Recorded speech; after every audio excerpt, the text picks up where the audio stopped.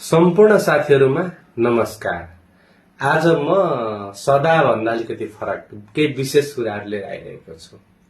सधैं म कहिले मुक्तक, कहिले गजल, कहिले आफैले लेखेका गीतहरु, कहिले उपन्यासको बारेमा बोल्थे मैले।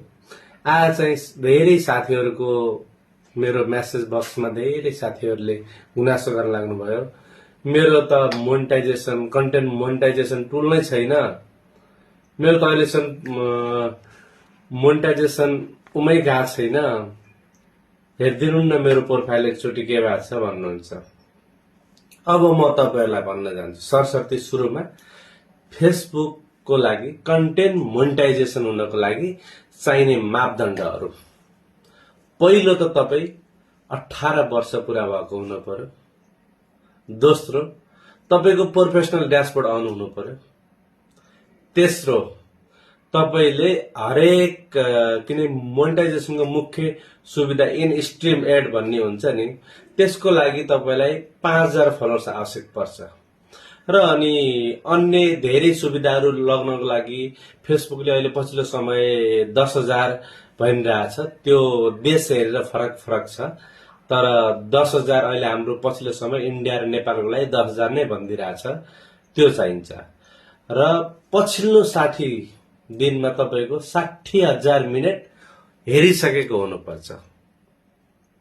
पछिल्लो 60 दिनमा तपाईको भिडियो मात्रै 60000 मिनेट हेरिसकेको हुनु पर्यो।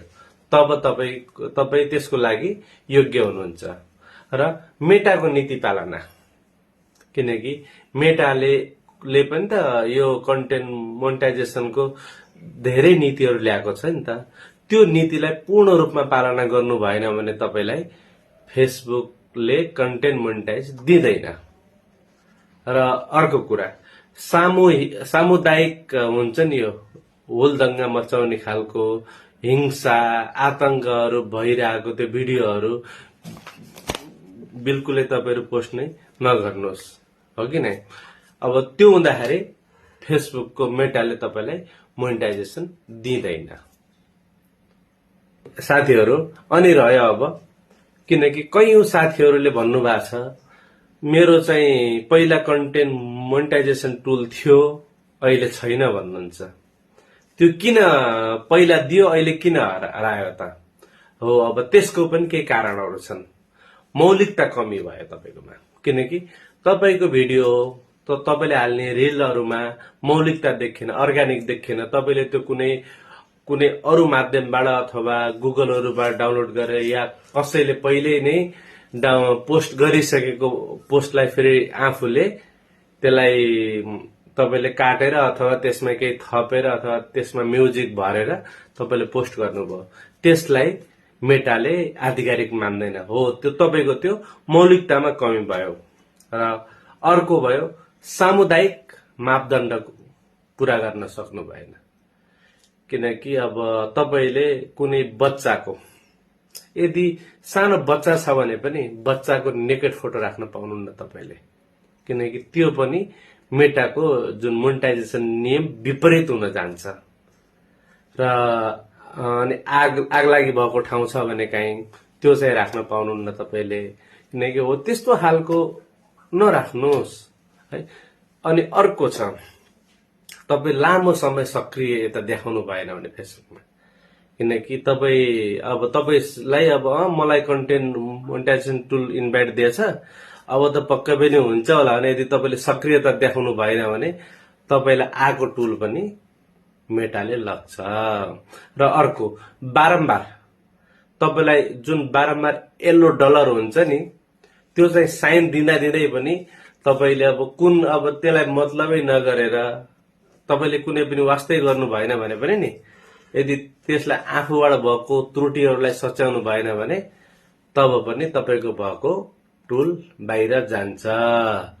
र अनि अर्को कुरा, कपिराइट मुख्य है। तपाईहरुले ध्यान दिनै पर्ने कुरा, कपिराइट हुनु भएन। बरु अर्गानिक होस्, तपाईले आफ्नो कन्टेन्ट हाल्नुहोस्। अरूको भिडियो अरूकोलाई कपी गरेर काटेर त्यसले तपाईको भएको मोनेटाइजेसनलाई पनि हटाइदिन्छ। भोलि त्यो समस्या आउँछ। र यदि तपाईँले बारम्बार फेसबुक अब नियम उल्लङ्घन गर्नुहुन्छ भने त्यसले पनि तपाईँलाई बहुत ठुलो समस्या ल्याउँछ। र अर्को कुरा छ नि, मान्छे साथीहरूले भन्नुहुन्छ, कसैले भन्नुहुन्छ स्टार मागेर यदि पोस्ट गर्यो भने मोनेटाइजेसन टुल जान्छ है, यो नियम हो। त्यो बिल्कुल होइन। यदि तपाईँले स्टार, किनकि त्यो मेटाले ल्याएको हो, यदि कुनै पनि क्रिएटरले यदि आफूले देखाएर यदि आफ्नो स्टार आफ्नो साथीभाइसँग माग्न पाउँछ, त्यो आधिकारिक छ हो। पहिला सुरुमा अवैधानिक थियो, कसैले डर धम्की देखाएर चाहिँ माग्न पाउँदैन। तर खुसीले ल मलाई स्टार दिनुस् न, मेरो यो चाहिँ पूरा भएको छैन, ल सबैले यो मेरो स्टार च्यालेन्ज पूरा गराइदिनुस् न भन्न पाउँछ। यसको लागि कुनै पनि छैन। ल यदि कुनै तपाईहरुलाई पनि कुनै चासो जिज्ञासा भएमा पुनः मलाई खबर गर्नु, म चाहिँ यस्ता भिडियोहरु बनाइराख्ने छु। आशा छ यो भिडियोलाई धेरै भन्दा धेरै साथीहरुलाई शेयर गरिदिनुहुनेछ। जय नेपाल।